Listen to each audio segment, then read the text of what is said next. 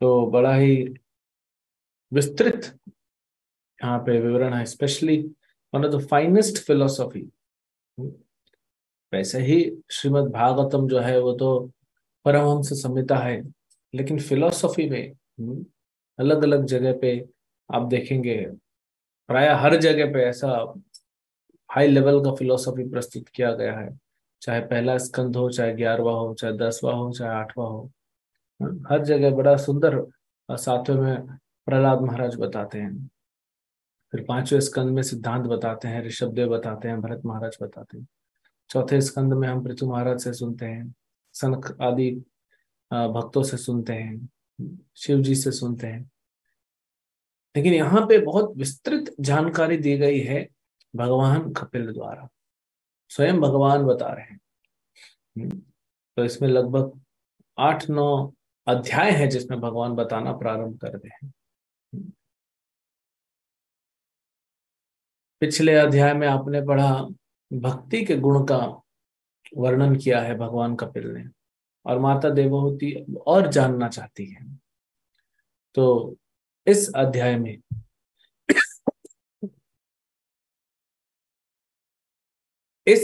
में भगवान कपिल बताएंगे। पहले तो वो भगवान क्या है वो बता रहे हैं, आध्यात्मिक के बारे में बता रहे हैं। हाँ, थोड़ा सा कुछ लोग फिर बताएंगे कैसे आध्यात्मिक से ही भौतिक आया है। जैसे कम बुद्धि वाले लोग कहते हैं कि आध्यात्मिक है नहीं, या फिर आध्यात्मिक भौतिक जैसा है, या फिर भौतिक जो है केमिकल रिएक्शन से बना, आध्यात्मिक भी वैसा ही बना होगा। अलग अलग फिलोसफिया ने जितने परमुटेशन कॉम्बिनेशन बनाने हैं, मन की जितनी उपजदा को प्रयोग में करके जो बनाना है बना लेते हैं लोग।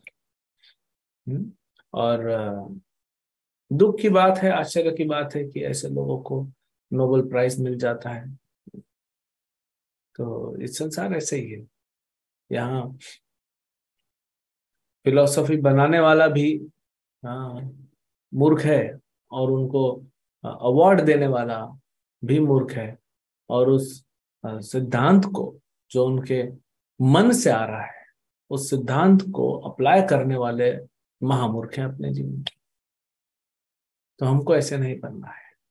हमको भागवत का सिद्धांत सर्वश्रेष्ठ है, उसको समझना है, उसको अपने जीवन में उतारना है। और फिर भगवान कपिल यहाँ पे जो 24 तत्व हैं प्रकृति के, 5 कर्मेंद्रियां, 5 ज्ञानेंद्रियां, 5 उसके सेंसेस, 15, फिर सूक्ष्म शरीर, मन, बुद्धि, अहंकार, 18, है ना। फिर 5 महत तत्व, भूमि, रपो, नल, वायु, खम, 18, 5, 23 हो गया। फिर एक आत्मा 24, और एक परमात्मा 26, सॉरी 25। और फिर भगवान कपिल देव बताएंगे कि कहीं कहीं पे चेतना को भी अलग लिया गया है, तो 26 तत्व होते हैं, कहीं 24 तत्व होते हैं, वो कैलकुलेशन के हिसाब से होता है। बट इट्स ऑल राइट, हमको उतना डिटेल में जाने की जरूरत नहीं। फिर वो बताते हैं कैसे कैसे भौतिक सृष्टि प्रारंभ हुई।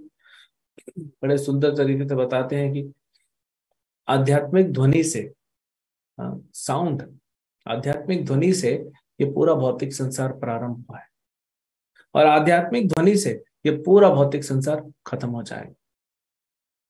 और फिर प्रभुपाद जो है ना, प्रभुपाद के बस तात्पर्य पढ़िए, ऐसा लगेगा कि प्रभुपाद जी हमारे सामने बैठे और इन्होंने सारा सिद्धांत को लेके बढ़िया सुंदर तरीके से कुछ उसको हमको प्लेट में परोस रहे हैं, रेडीमेड, बस हमको खाना है। तो प्रभुपाद कहते हैं देखो, आध्यात्मिक ध्वनि से प्रकट हुआ ये भौतिक संसार आध्यात्मिक ध्वनि से ही खत्म होगा। इसका मतलब क्या है? इसका मतलब है कि भौतिक संसार तो अमर है, वो तो चलता रहेगा, भूत्वा भूत्वा प्रलीयते, आएगा जाएगा आएगा जाएगा। लेकिन हम इस भौतिक ध्वनि से, इस भौतिक संसार से आध्यात्मिक ध्वनि द्वारा, जो कि हरे कृष्ण महामंत्र है, उससे अपने जीवन को यहीं पूरा करके, यहाँ की यात्रा को समाप्त करके, जो भी टीसी को फाइन देना है वो दे दीजिए, और उस गाड़ी से उतर जाइए, और भक्ति की गाड़ी में चढ़ के वैकुंठ धाम को पहुंच जाइए। और ये सब कैसे होगा? कि हरे कृष्ण महामंत्र। और थोड़ा सा ट्रांजिशन होता है, ये भौतिक गाड़ी से उतर के आध्यात्मिक गाड़ी में चढ़ने में थोड़ा कष्ट होगा, वो सह लीजिए। जब हम अ, गोवर्धन परिक्रमा करते हैं, सो हम जब गोवर्धन परिक्रमा करते हैं और प्राय राधा कुंड से प्रारंभ करते हैं, तो फिर जैसे ही दिखता है कि हाँ, राधा कुंज बिहारी मंदिर, जो कि श्रील भक्ति सिद्धांत ठाकुर ने स्थापित किया है, वो जो मोड़ आता है, अब लगता है हाँ, हो गया, अब थोड़ा सा बचा है ना। शुरू से भी निकलते हैं तो जो थोड़ा कष्ट होता है उससे भी शुद्धिकरण ही होता है, लेकिन लगता है बस आ गए। हाँ, बरसाना में आप मंदिर में चढ़ते हैं, बस आ गए।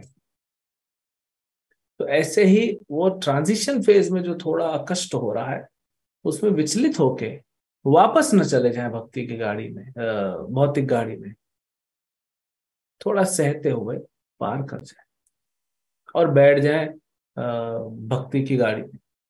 हाँ, जैसे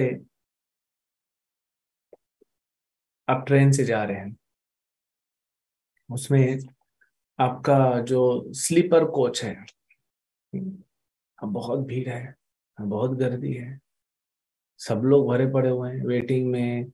नॉन वेटिंग वाले भी होते हैं, टिकट वाले भी होते हैं, नॉन टिकट वाले भी होते हैं, है ना। तो वहाँ सब फैले हुए हैं। आप जैसे जैसे बोले मैं ऐसे नहीं जाऊंगा, ये क्या इतना, वो चाय बेचने वाला आ रहा है, मूंगफली बेचने वाला है, लोगों ने मूंगफली पूरे फैला दी है, ये खा रहे हैं, वो खा रहे हैं, चिल्ला रहे हैं, गाना गा रहे हैं, कोई गाना सुन रहा है, कोई कुछ कर रहा है, बड़ा परेशानी है। हम प्रेम से जब भी नहीं कर सकते आराम से बैठ के। तो आपने टीसी आया, किसी को बोला साहब देखो, मेरे को इधर से निकालो, और टीसी बोलता है ठीक है, एक सीट एसी में खाली है, 1,000 रुपया लगेगा। अरे तो तुम 2,000 में। हाँ, तो पहले तो वहां पैसा देना पड़ेगा। टीसी बोला ठीक है, ये लो रसीद, 1,000 रुपया दो और जाओ, ये टिकट नंबर सीट नंबर लिख दिया, जाओ। अब आप वहां से जा रहे हो, तो सबसे पहले तो मन में आता है कि अरे निकलें कैसे। आप खुद खड़े नहीं हो पा रहे हो, इतने लोग बैठे हुए हैं, तो जैसे जैसे आप खड़े होते हो, आप सामान कैसे निकालेंगे?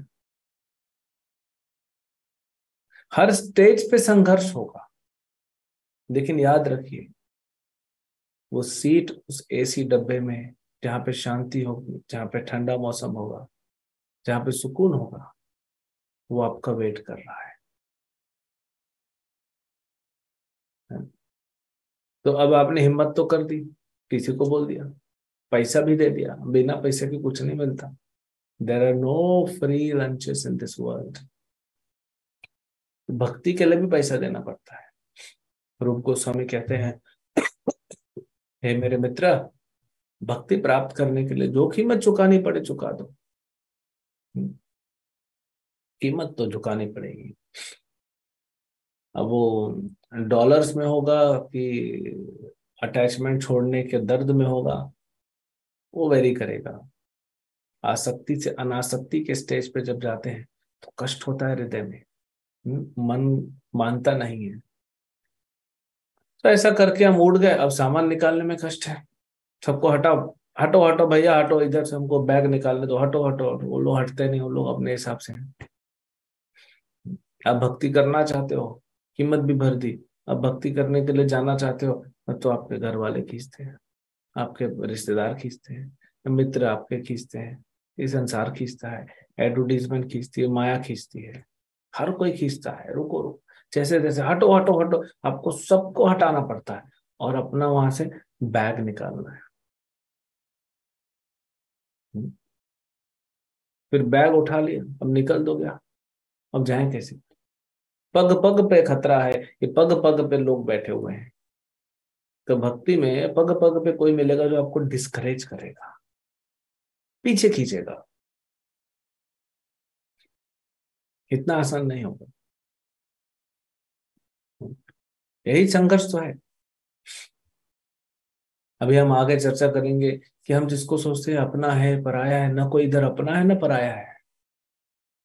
हाँ? सब कृष्ण के हैं और कृष्ण हमारे हैं।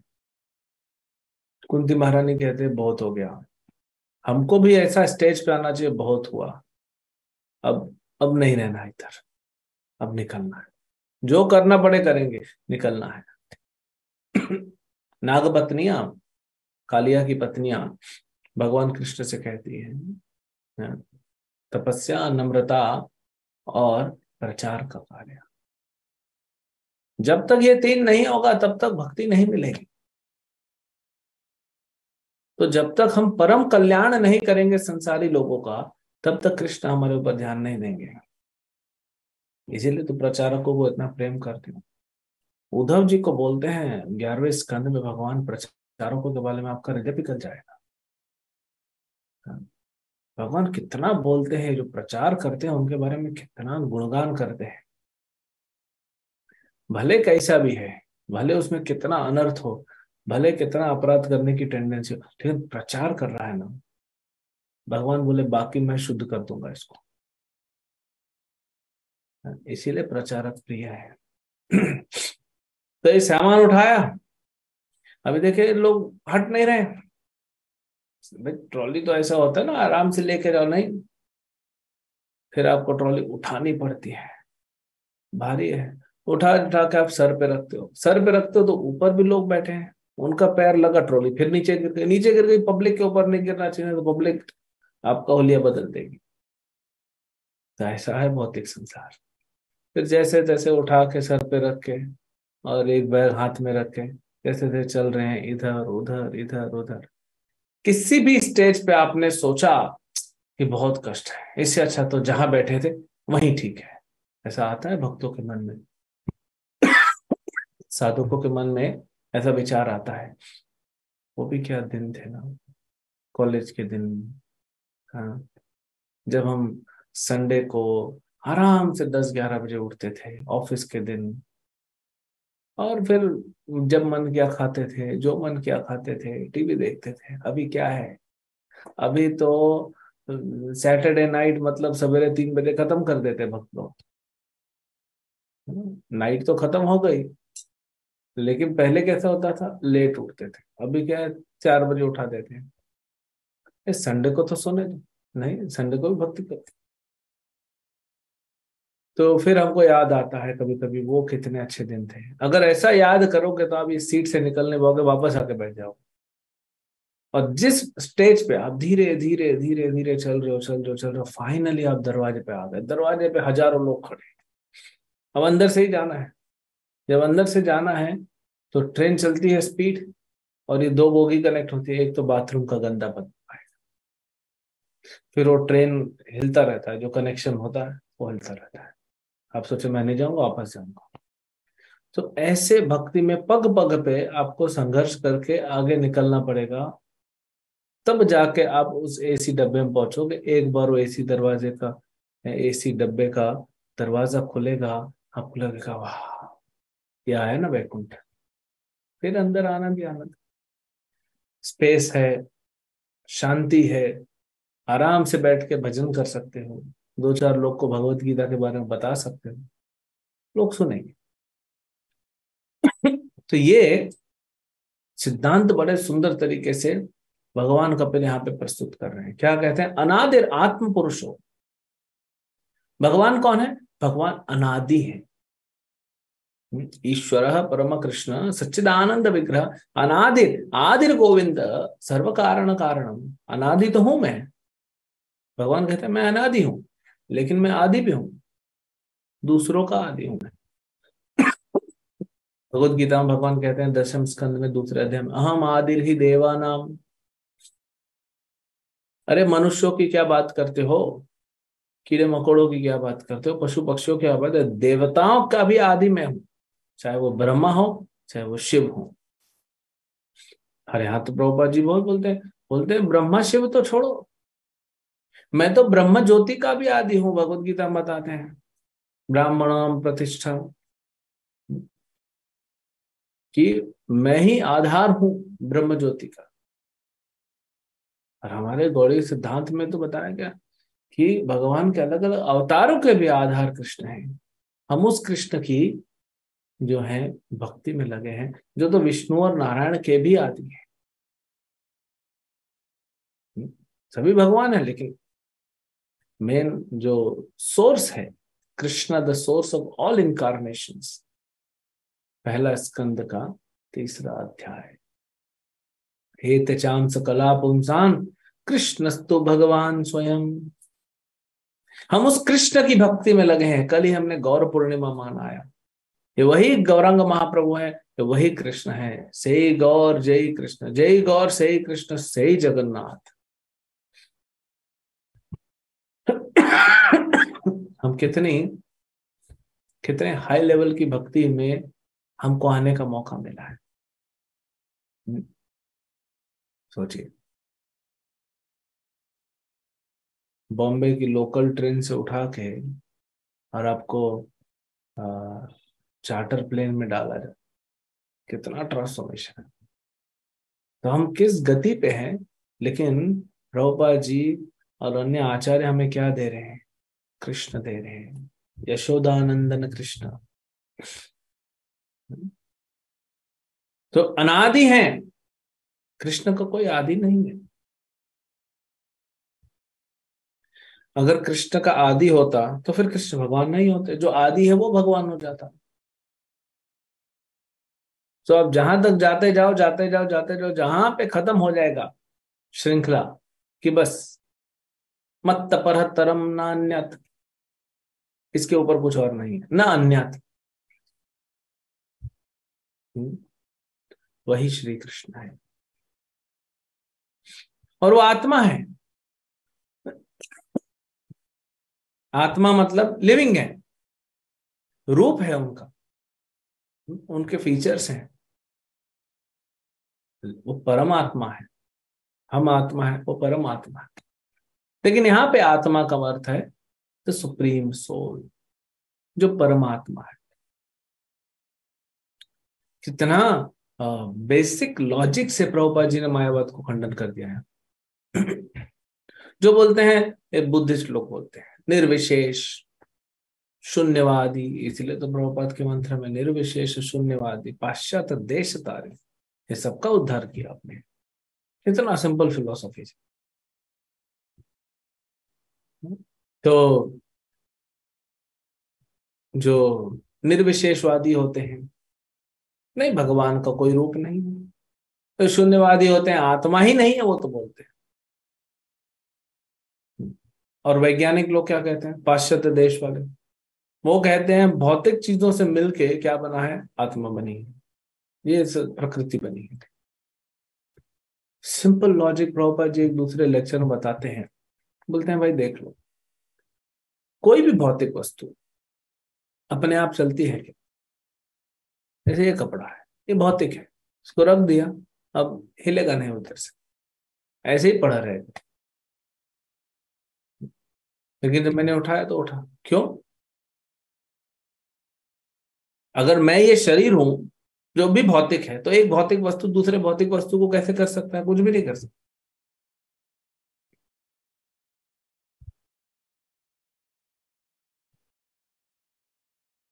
जब तक आत्मा नहीं है, अभी मेरा आत्मा, आत्मा जो है इस शरीर से निकल जाए तो फिर क्या है? शरीर मृत शरीर है। ये शरीर हमेशा से मृत था, इसका मूवमेंट हो रहा है क्योंकि आत्मा अंदर है। तो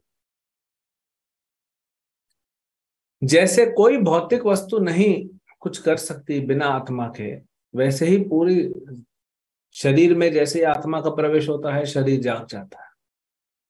वैसे ही पूरे भौतिक संसार में जब तक परमात्मा का प्रवेश नहीं होगा, ये भौतिक संसार काम नहीं करने वाला है। क्योंकि भौतिक है ना, डेड मैटर है, जीवित नहीं है।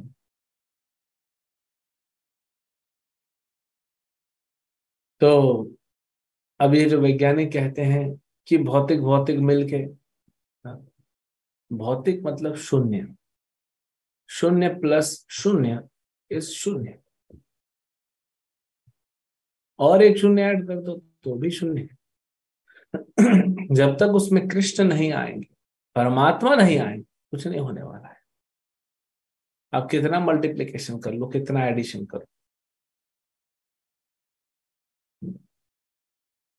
तो भगवान परमात्मा है।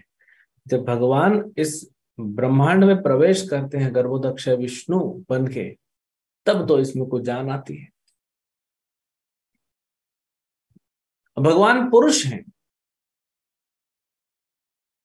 फिर बताते हैं भगवान पुरुष है। पुरुष का अर्थ अलग अलग अर्थ होता है। पुरुष मतलब भोक्ता, तो भगवान है भोक्ता।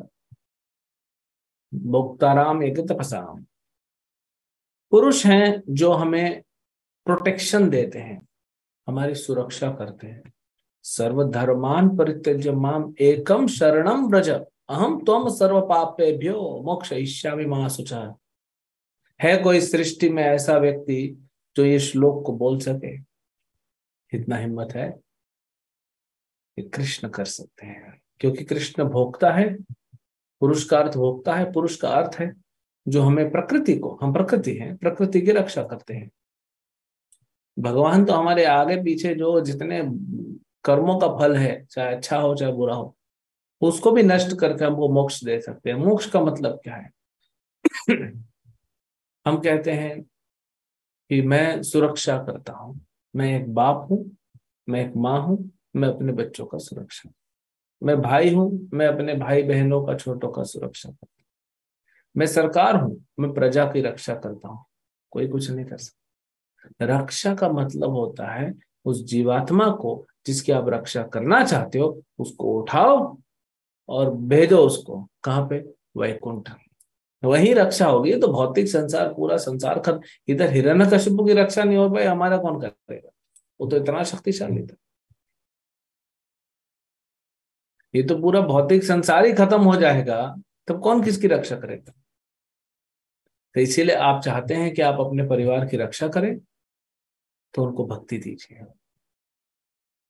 वैकुंठ भेजेंगे ना, तो वहां पे ये श्लोक लागू नहीं होता। कौन सा? पदम पदम यद विपदाम न तेषाम। ये इस भौतिक संसार के लिए पग पग पे, यहाँ पे क्या है? खतरा है, वहां नहीं है। वैकुंठ में अगर आप चले गए, आप छोटे बच्चे हैं, हाँ, 2-3 साल के, आप घूमने निकल गए, माँ बाप को चिंता नहीं होती वहां पे। हाँ, किधर जाएगा? आ जाएगा।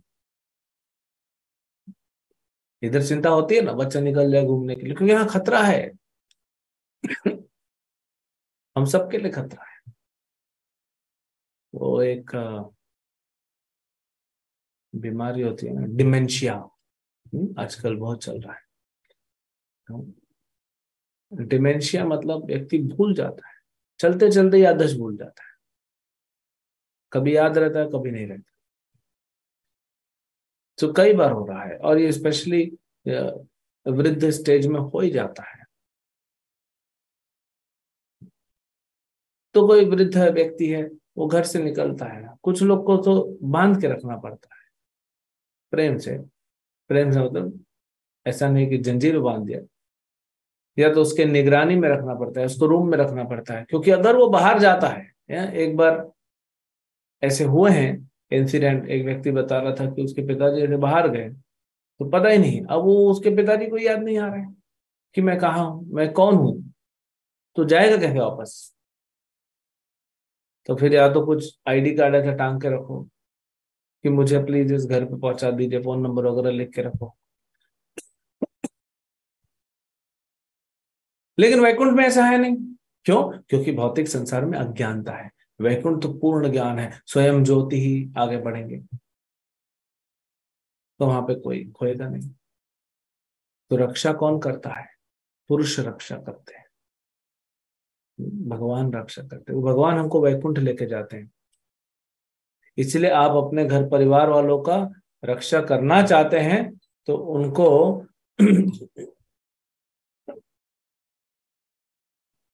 उनको भक्ति दीजिए। और अगर वे भक्ति नहीं कर रहे हैं, तो हरे कृष्ण बोल के साइड हो जाइए।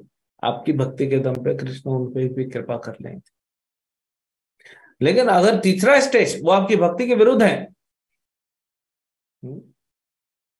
तो फिर कृष्ण को बोलो, देखो प्रभु, इनसे मेरा संबंध कुछ है नहीं, मेरा संबंध आपसे है। ये एक्स्ट्रा टिकट वाले लोग आ गए हैं मेरे जीवन में, कुछ मेरा कर्मा होगा, आके बैठ गए मेरी सीट पे, थोड़ा आप कुछ करो। फिर कृष्ण आपके अंदर अनासक्ति ले आएंगे। होता है ना, आप ट्रेन में ट्रैवल कर रहे हो आपकी सीट पे कभी कभी आपका 2 सीट है और एक्स्ट्रा 2 लोग, आप लोग 2 लोग बैठे, 2 लोग एक्स्ट्रा आ जाते हैं। बस उतर जाएंगे, बस उतर जाएंगे। अरे भाई उतरो ना। नहीं, नहीं, बस उतर जाएंगे। और 4 घंटा चलते रहते हैं, तो लोकल वाले चढ़ते हैं ना, एक सिटी से दूसरे सिटी ट्रैवल करने वाले, तभी लॉन्ग रूट ट्रेन में चढ़ते हैं। तो इनका तो ना टिकट होता है ना कुछ होता है, बस चलते हैं। तो फिर इनको हटाना मुश्किल होता है। कहीं कभी आपके मन में दया आ जाती, नहीं ठीक है बैठे रहो। लेकिन कष्ट हो रहा है। हाँ? कभी इन लोग ज्यादा हो जाते हैं तो आपको अपनी सीट से उतार देते हैं। तो ये जो हमारे, जिनको हम अपना कहते हैं तथाकथित, सो कॉल्ड, भगवान को प्रार्थना करो, प्रभु आप कुछ करो। ना ये खुद भक्ति कर रहे हैं, ना मुझे करने दे रहे।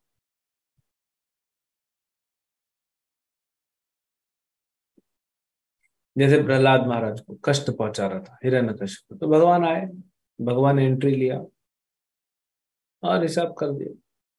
जैसे टीसी को बुलाते हैं, इसको उठाओ, तो ये भगवान आए, हिरण्यकशिपु को लेके भेज दिया जहाँ भेजना था। चल भाई, जनरल डब्बे में जा। जनरल डब्बे में प्रहलाद महाराज को, तुम आराम से लेट जाओ, अब सब तुम्हारा है। तो पुरुष का मतलब होता है जो भोगता है, पुरुष का मतलब होता है जो सुरक्षा देता है हमको, पुरुष का मतलब होता है जो हमारा लालन पालन करता है, पोषण करता है। तो कौन पोषण कर रहा है? कृष्ण के अलावा है कोई? बताइए। माँ के शरीर में भी दूध आता है कृष्ण की कृपा से। और क्या पोषण करेगा? हम जो सांस ले रहे हैं वो भी कृष्ण की कृपा से है। बीच बीच में हमको ऐसा लगता है ना जब, कि हम अपना प्यूरिफाइड ऑक्सीजन ले रहे हैं, हम ये कर रहे हैं, सो कृष्ण क्या करते हैं फिर? कृष्ण ऑक्सीजन रिलीज कर रहे हैं कंटिन्यूसली, फिर कभी कभी ऑक्सीजन में 1 चम्मच कोरोना डाल देते हैं, जा भाई। इन लोग को लगता है कि पृथ्वीवासियों को लगता है कि यही करता है, हाँ, ये ऑक्सीजन बना सकते हैं, तो 1 चम्मच कोरोना घोल के भेज देते हैं। फिर सबको पता पड़ जाता है, नहीं नहीं नहीं प्रभु, हम आप फ्रेश एयर भेजो, ये क्यों कर रहे हो ऐसा, हे प्रभु आप क्या कर दिया, अनर्थ हो गया। तब फिर भगवान बोलते हैं ठीक है, सुधर जाओ, फिर फ्रेश ऑक्सीजन दूंगा। तो पूरा, जैसे भगवान गीता में भी कहते हैं, पितामहस्य जगतो, माता धाता पितामह, मैं ही सब कुछ हूं, मैं ही तुम्हारा लालन पालन कर। तो पुरुष के बहुत सारे डेफिनेशन है। हाँ, पुरुष जो नियंता है, जो सब कुछ कंट्रोल करता है कोई सृष्टि में जो कहे कि मैं सब कुछ कंट्रोल करता हूँ?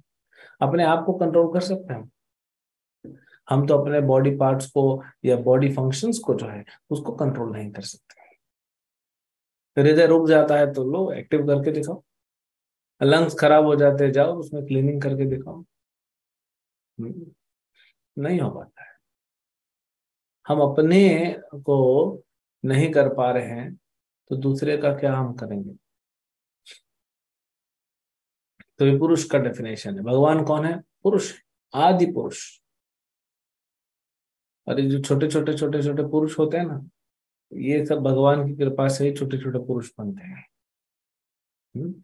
फिर कहते हैं निर्गुण प्रकृते पर, भगवान निर्गुण है। निर्गुण का मतलब क्या होता है? भगवान में कोई भौतिक गुण नहीं है। लेकिन अज्ञानी लोग क्या कहते हैं? भगवान में कोई गुण ही नहीं है। भगवान में गुण नहीं है, और तेरे अंदर तो तेरा मौसी का गुण आया है ना। हाँ? अब भगवान में गुण नहीं है तो हमारे अंदर किधर से गुण आ गया? ये हम इतने मूर्ख हो चले हैं, इसीलिए प्रभुपाद जी क्रोधित हो जाते। कैसे? लॉजिक तो बोलो, इतने बड़े वैज्ञानिक हो, नोबेल प्राइज लेकर आए हो, थोड़ा तो लॉजिक बोलो। हाँ? वो केजी का बच्चा जो किंडर गार्डन में पढ़ता है, वो भी इससे ज्यादा लॉजिक समझता है। भगवान निर्गुण है, भगवान से सब कुछ निकल रहा है, और भगवान में कुछ है ही नहीं क्वालिटीज, और हमारे अंदर आ गई। कहाँ से आई भाई? नहीं, वो केमिकल रिएक्शन है। फिर नोबेल प्राइज लेने के लिए तुम फ्लाइट पकड़ के क्यों गया? केमिकल रिएक्शन से अपना नोबेल प्राइज बनाना। यानी कोई लॉजिक नहीं है। और आश्चर्य तो इसमें है कि हम जैसे पढ़े लिखे लोग इनकी फिलॉसफी में फंस जाते हैं। यही माया है। तो भगवान निर्गुण है मतलब भगवान में भौतिक गुण नहीं है, स्पेशली 3 गुण। भगवान गुणातीत है। अरे भगवान का नाम लेके हम जैसे मूर्ख भी एक दिन गुणातीत बन सकते हैं, तो भगवान का क्या कहना। हम तो गुणाधम हैं, फंसे हुए हैं गुणों में, लेकिन तो भी हम भगवान का नाम लेके सिर्फ और गुणातीत बन सकते हैं, गुणों के परे। भगवान के अनेक भक्त गुणों के परे हो गए हैं। हम्म? अर्जुन को भगवान कहते हैं बहुत सारे भक्त निकल गए, तुम भी निकल जाओगे, भक्ति करो। तो वो भगवान सोचिए क्या है। अरे भगवान तो गुणों को बनाते हैं। ये गुणों को कंट्रोल करती है माया, माया को कंट्रोल करते हैं उनके ईश्वर शिव, शिव को कंट्रोल करते हैं विष्णु, विष्णु को कंट्रोल करते हैं भगवान कृष्ण। तो वो कृष्ण को कैसे निर्गुण बोल दिया, इसलिए प्रकृति है पर। कृष्ण कौन है, प्रकृति के परे है वो। अब जैसे मान लीजिए कोई व्यक्ति जेल में है और वो जेल में गवर्नर आया या राष्ट्रपति आया, है? राष्ट्रपति आया देखने के लिए। तो एक कैदी बोलता है, अब वो लेक्चर होता है ना, राष्ट्रपति आया तो कुछ सभा होगी, कुछ लेक्चर देगा। फिर एक व्यक्ति बोलता है मैं भी राष्ट्रपति हूँ, क्योंकि राष्ट्रपति जेल में है, मतलब मैं भी राष्ट्रपति हूँ, तुम भी राष्ट्रपति हो, वो भी राष्ट्रपति है। हाँ? कृष्णा यहाँ पे आ गए और हमारे जैसे वो रह रहे हैं जस्ट टू कनेक्ट। तो हम सोचते हैं हम भी भगवान है, या हम सोचते हैं वो भगवान नहीं है। थोड़ा थोड़ा तो लॉजिक लगाओ। वो राष्ट्रपति अपनी मर्जी से आया है और अपनी मर्जी से चला भी जाएगा, वो बंधन में नहीं है। तो भगवान अपनी मर्जी से आते हैं हमारा भला करने और अपनी मर्जी से चले भी जाते हैं, बंधन में नहीं है, और परे हैं प्रकृति के।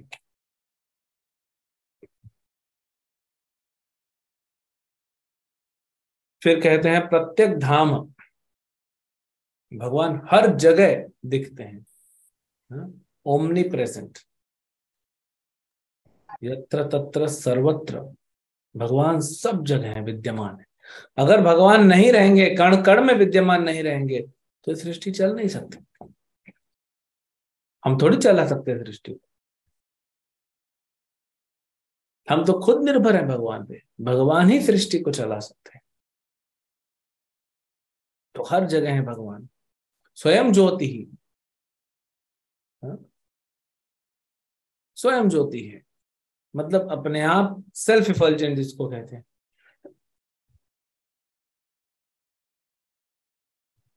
सेल्फ इफल्जेंट जिसको कहते हैं, अ, हर वस्तु, हर व्यक्ति अपने से प्रकाश निकाल रहा है।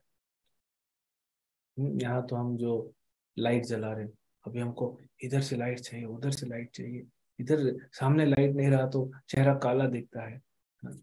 क्योंकि हम स्वयं ज्योति नहीं है, ये संसार स्वयं ज्योति नहीं है। हम डिपेंडेंट है दूसरी लाइट, चंद्र की लाइट पे, चंद्र डिपेंडेंट है सूर्य, सूर्य डिपेंडेंट है ब्रह्म ज्योति पे, ब्रह्म ज्योति ब्राह्मणा ही प्रतिष्ठा। हम ब्रह्म ज्योति कृष्ण का इफल्जेंस है। हम स्वयं ज्योति नहीं, कृष्ण स्वयं ज्योति है। कृष्ण में अज्ञानता आ ही नहीं सकती। भगवान की लीलाओं से थोड़े से विस्मित हो जाते हैं लोग।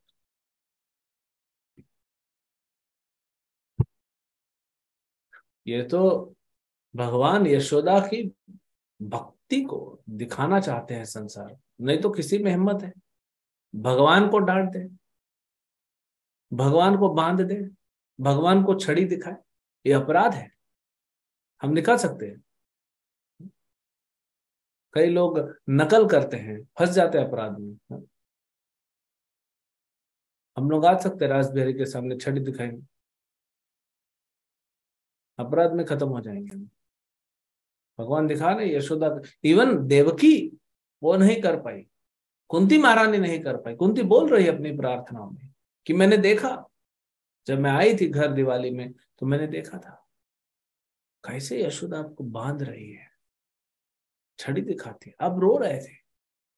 देवकी ने कभी कैसे आया था, कुंती महारानी ने किया? भाई देवकी भी माँ है, कुंती बुआ है, कभी किया? ये यशोदा सिर्फ कर सकती है, हर किसी के बस की बात नहीं। क्योंकि इतना गाढ़ प्रेम है यशोदा के हृदय में। तो ये भगवान ऐसी लीलाएं करते हैं कि हमको लगता है भगवान साधारण है। अब बांध के देखा भगवान, दुर्योधन चला था बांधने, दुर्योधन बोलता है अपने सैनिकों को, बांध लो इस वासुदेव को, इस कपटी वासुदेव, मायावी वासुदेव को। भगवान ने अर्ध विराट रूप दिखाया, सब बेहोश हो गए थे, सबकी आंखें चौंधिया गई। सिर्फ एक व्यक्ति जो देख रहा था, जो आनंद ले रहा था उस विराट रूप का, वो थे भीष्म पितामह, क्योंकि भक्त थे। हाँ, अर्जुन भी बोलता है ना कि जब विराट रूप दिखाया तो ऐसे, अर्जुन बोलता है करोड़ों करोड़ों सूर्य एक साथ प्रकट हो गए, इतना। एक न्यूक्लियर वेपन जो जापान में, जब न्यूक्लियर वेपन छोड़ा गया तो कहते हैं उस समय वहां का तापमान 10 लाख डिग्री था। 10 लाख डिग्री से लोग जल के राख हो गए, राख भी मिली नहीं होगी, पता नहीं 10 लाख डिग्री किसको बोलते। और भगवान के सामने क्या है? कुछ नहीं, तुच्छ है ये। इसको तो देवता लोग संभाल लेंगे। सो अपने एफल्जेंट से कृष्ण पूरी सृष्टि चला रहे हैं, विश्वम, पूरा सृष्टि, ये ना समन्वितम, और उसको मेंटेन कर रहे हैं भगवान।